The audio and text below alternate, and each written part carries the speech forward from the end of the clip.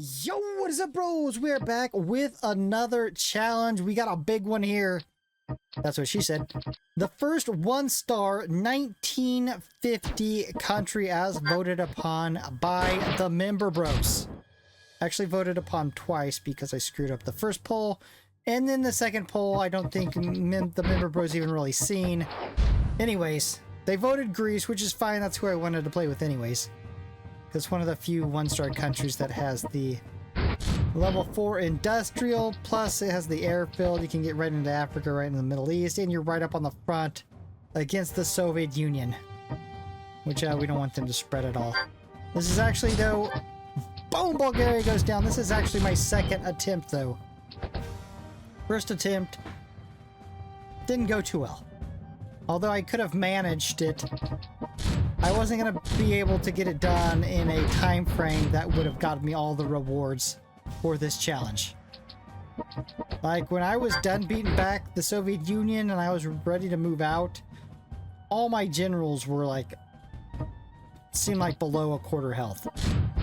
I went full on generals right away. That's not going to work. We need Germany. So that is why I'm only going to put down a couple generals, just enough to make a little bit of headway, defend, and save up to get the Germans in. We need that German meat shield. Without the German meat shield, you know, our generals are doomed. German meat shield is a must. And then after, of course, we get Germany in here, then we'll throw down all the rest of the generals. We'll get down to Goring at some time.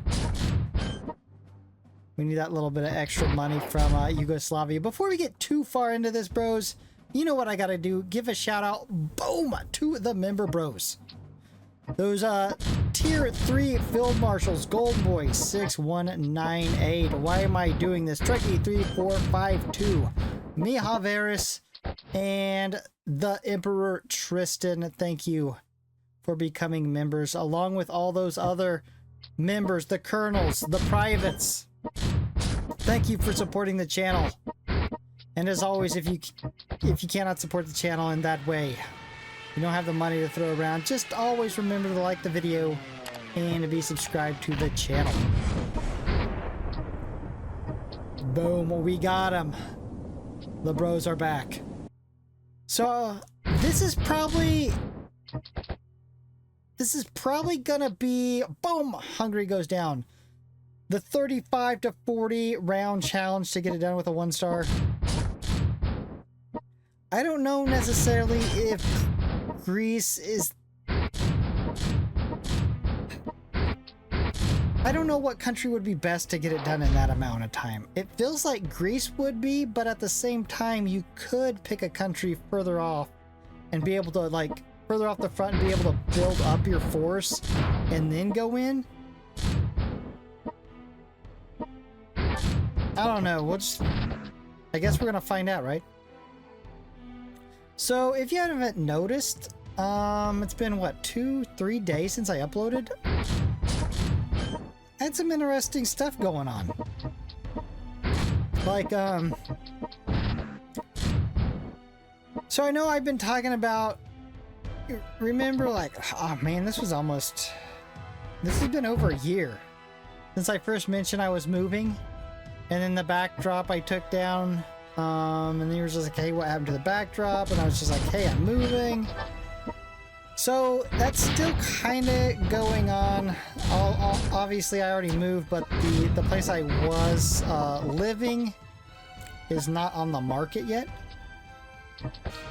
And so, boom, Poland goes down. I left one of my cars over there, right? So nobody's there at this house. I left the car over there.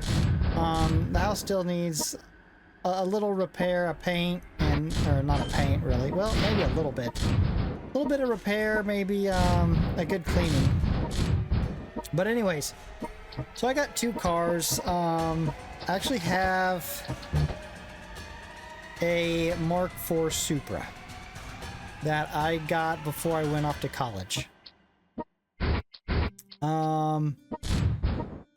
And And if you've ever went to college, struggled a little bit with money, you ain't got much money when you're going to college. I didn't have much money. My car kind of fell into disrepair. It had a big oil leak. It had to sit outside. It needs a lot of work done to it, but I ain't about to get rid of it because it's a Mark IV Supra. But I do have another car I drive around as my daily driver. So I try to make it over to that house, usually once a day to check the mail and just make sure everything is kosher over there. Because it's not in the greatest of neighborhood. So I look out the back. When I get over there, I look at the back window. And my car kind of looks funny.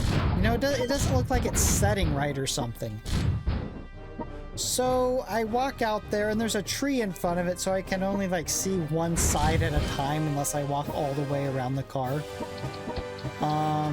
So on the driver's side, there is a jack underneath my car. A floor jack. And it has a little bit of tension on it. Like it's still up in the air. But I'm just like, why does the other side look so weird? It looks like something's weird about this. So I walk over to the other side, and there's also a jack under that side of the car. But it is way up off the ground. Like they were going, they must have been going for the catalytic converter off of it.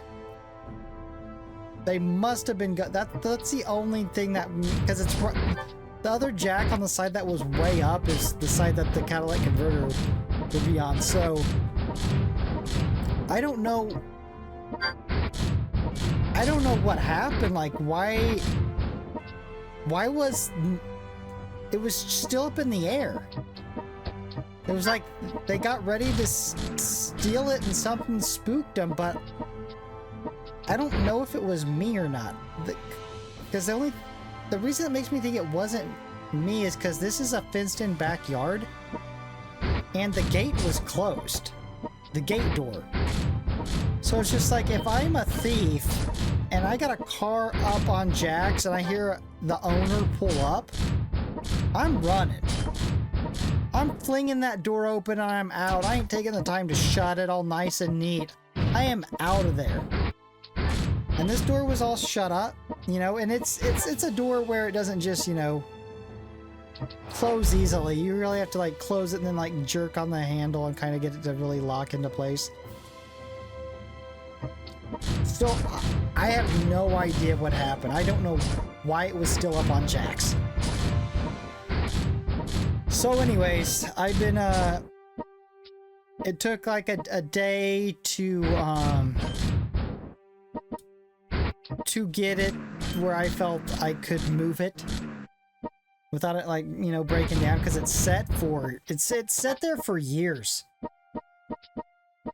And on top of that, I had to get it tagged, so that took a couple days to get it, you know, drivable and get it tagged where I could move it in, to move it somewhere else. Right now, it's in a garage, safe. And now that I actually have a garage for it, I can start fixing it up. I've always had insurance on it, and one time it got held on. So I got the insurance money for that. I still have that. But I was just going to save it up and get it painted at the same time as I got the dents taken out of it. But yeah, I got the Mark IV Supra back in, this would have been, damn, how long ago was that? I've had that car forever. I couldn't even tell you, like, the year I got it. But anyways, I've had that car. It's not only is it obviously just a badass car, but it has sentimental value, because me and my dad, boom, my rack goes down, drove to Houston to pick it up. From Kansas to Houston. And yeah, Houston. I'd been down to Houston before. I've stayed in Houston as a kid for, you know, weeks at a time because my mom's friend lived down there. And so we had been to Houston a lot. But on that day we went to get that car, we hit rush hour.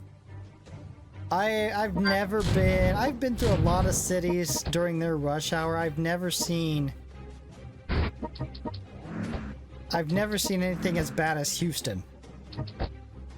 It took us so long once we entered Houston to get to the car dealership. Hours. Now, obviously, we're not local, so we don't know, like, the good route to take. And, you know, we left a lot faster because we asked the dealership, like, hey, how do we get out of here that's not going to take 2 hours? Because now we got a car on a trailer, you know? We went down there and picked it up on a trailer and brought it back. So yeah, that was like the last trip me and my dad ever took. So yeah, the car has some sentimental value to it. Plus there's been so many... I think all my brothers have a story of a car that they had when they were younger that they ended up getting rid of and they regret it and they wish they had it back. The Supra would be my car. Like, cause there for a while I was just like, you know what, I'm just gonna sell this. I'm not gonna mess with fixing it up or whatever. But yeah, I'm gonna hold on to it for that reason. I'll regret it if I get rid of it.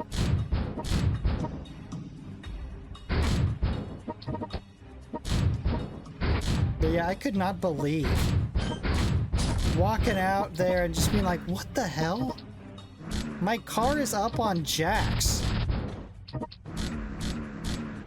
Like 2 floor jacks.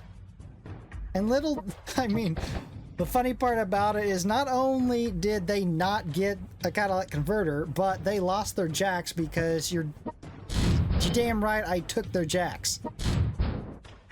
So now I got myself 2 floor jacks. So you lost your, I guess you would call them your tools of the trade.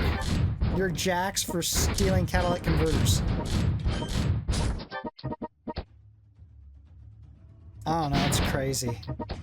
It still seems crazy 3 or 4 days, whatever it is later.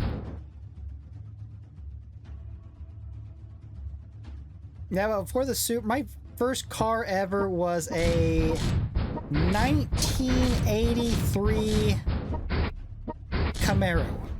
It was red. Loved that car. I remember my first car. It was not in the greatest shape, but I ended up fixing it up pretty nice, and then somebody was stopped in the road and I was stopped behind them, and a person not paying attention rammed me and I got sandwiched between 2 cars, tweaked the frame. Those old Camaros, you know, 80s Camaros, 90s Camaros, you know, whatever. Really, any Camaro besides antiques aren't worth that much. So it totaled it. And then the next car I got was a 84 Camaro. It was black, had T-tops, which the red one didn't. It also had a 5-speed, which the red one didn't. And it was actually pretty fast. I enjoyed that car. And then I happened to be driving around one night, and I looked over at this car lot, and I seen for the first time a Mitsubishi 3000 GT VR4. And I was just like, oh my god, that's sweet. At this time I was working as a mechanic. I was like, oh my god, that's sweet. I need that car. I need it. It was black. It was what year was it? 93, 94, 95? Shit, I don't remember. Oh my god, that car was amazing. Boom, Iran goes down. I live in Kansas, you know, for those of you who don't know it. Winter can be pretty nasty here. That car was a plow. That car was amazing. It's all-wheel drive and heavy as shit. So it was like a plow. It's like it didn't matter if it was a foot of snow, a foot and a half of snow, that car would go through it and plow the road because it set pretty low for any other car that went by. It was hilarious. I love that car for that reason.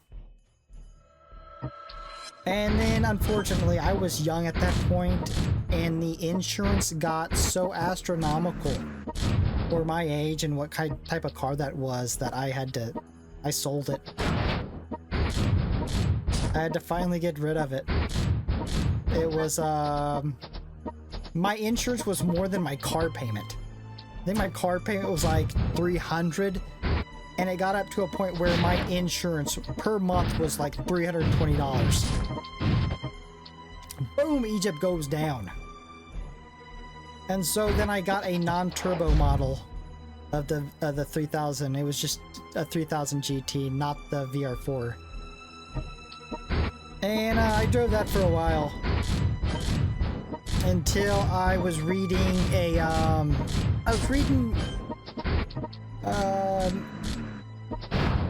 I don't know if it was specifically like a Japanese sports car book, but it was a sports car book, and I seen a Supra. For the first time, I was just like, oh my god, that's so sweet. It was like one of the only Japanese sports cars I had never seen firsthand. Like, I loved that era of Japanese sports car. The era of like the Nissan 300Z, the Mitsubishi 3000 GT VR4, the Mazda RX-7, the Toyota Supra, the Acura NSX. That era, if you guys missed that era, I feel bad because that was a absolute awesome era.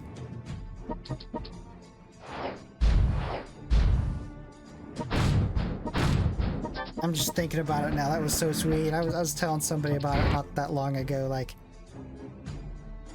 everybody was tuning up their car. It was so great, man. That was a great time. But anyways, I seen the picture of the Supra, and then I started reading about it, and I'd never seen one of those around before. I'd seen all the other ones, even an Acura. The Acura NSX, I had seen one of those before. I'd never seen a Supra firsthand. Obviously, the Mark IIIs, they're all over the place, but I'd never seen a Mark IV. And so I got that. Drove it a lot until I had to start college. And then like the gas was so much, and it got the oil leak, and I was just like, I'll fix it after I'm out of college. And then other stuff, life happens, and you don't do it. You drag your ass for so long, and then it's just like, damn, what happened all those years ago that I said I was gonna fix this car? I had even thought about this when I start fixing it. I should do like a little series I'll post on YouTube. Not like the whole in-depth, here, watch me take these 4 bolts out, take this part off, but more like a, hey, this is what I did, this is what I replaced, this is what I bought off, this is the $1,000 I spent today and what parts I bought, and just kind of show you what it looks like now into what it looks like after I'm finally done fixing it back up.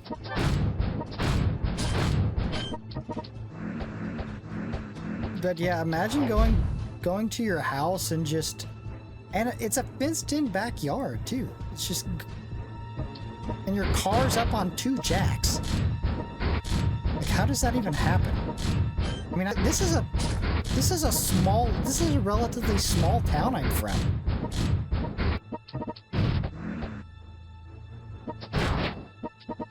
It's a bad, although it is a bad, it's kind of a bad town because of all the drug usage.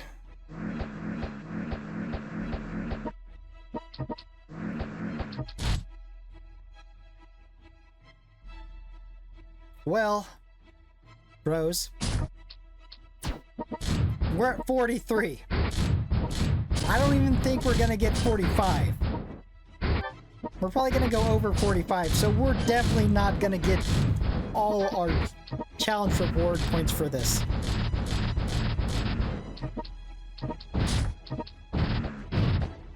I just don't know what other country I would play with. That's a 1-star. Thought I could get done in under like 40. There's no way you could get a 1-star done in 35. It has to be 40.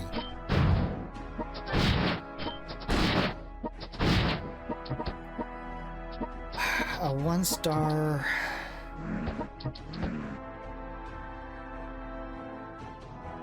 I just don't know who we could play with.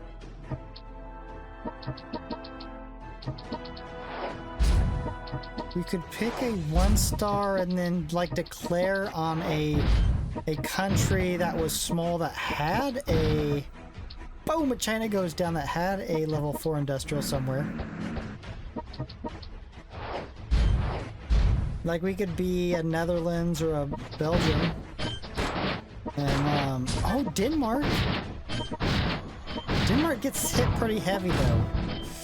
I don't know about Denmark. Denmark might be, although I was gonna say Denmark might not be any better than Greece, but like we discussed in the beginning, like Greece and Turkey gets the brunt of the Soviet attack.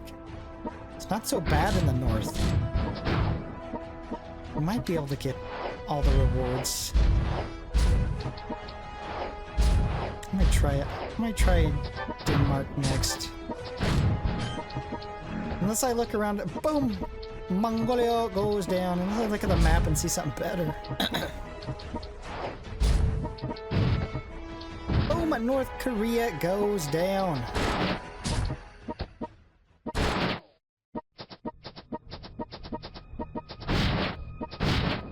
See, sometimes I'm just like, yeah, I should have sent a general to Africa, but then I like to have all my generals on one main front and just wreck.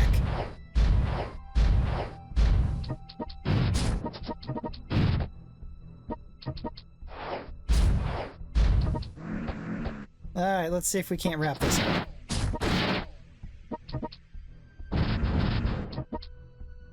Give me one more round. And we got this.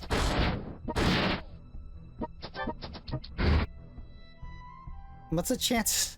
What's the chances of it being 50 rounds? Yeah, if it's 50 rounds, we got this, no problem. Boom! Alright. 60, 50, 40? I was kind of low-key hoping it was 45. It'd be a lot easier. Alright, bros, if you enjoyed this content, you know what to do. Slap like, subscribe, hit the notification bell, and I'll be back here for next upload. Peace! Bruchminati out!